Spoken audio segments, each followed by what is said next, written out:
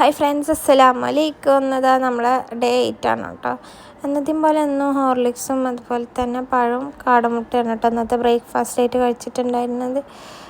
Normally അങ്ങനെയാണ് കേട്ടോ കഴിക്കുന്നത് എല്ലാവരും. അപ്പോൾ അത് തന്നെ നമ്മൾ റൂട്ടീൻ തന്നെയാണ് കേട്ടോ ഫോളോ ചെയ്യുന്നത്.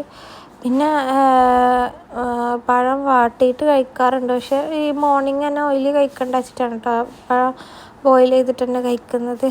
പിന്നെന്താണ്, വീഡിയോസൊക്കെ വേണമെന്നുണ്ടെങ്കിലൊക്കെ ഒന്ന് കമൻറ്റ് ചെയ്യുക കേട്ടോ. വീഡിയോസ് കാണുന്നവരൊക്കെ എന്തെങ്കിലും ചേഞ്ചസ് വരുത്തണോ, വേറെ റൂട്ടീൻസ് ആഡ് ചെയ്യണോ ഒക്കെ ഒന്ന് കമൻറ്റ് ചെയ്യുക കേട്ടോ. പിന്നെ കഴിഞ്ഞിട്ട് 10 മണിയാകുമ്പോൾ പൂളയും അതുപോലെ തന്നെ മത്തിക്കറിയാണ് കേട്ടോ കഴിച്ചിട്ടുണ്ടായിരുന്നത്.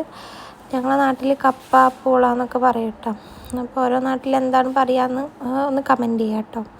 അതാണ് മോർണിംഗ് കഴിച്ചിട്ടുണ്ടായിരുന്നത്.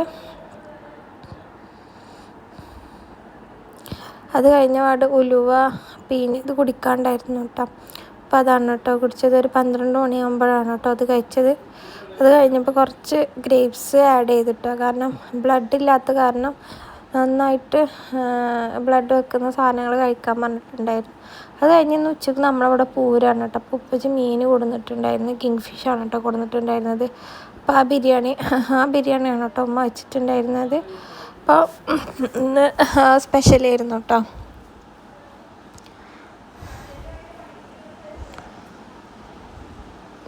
നമ്മളെല്ലാവരും ഉണ്ടായിരുന്നു കേട്ടോ ഫുഡ് കഴിക്കാൻ.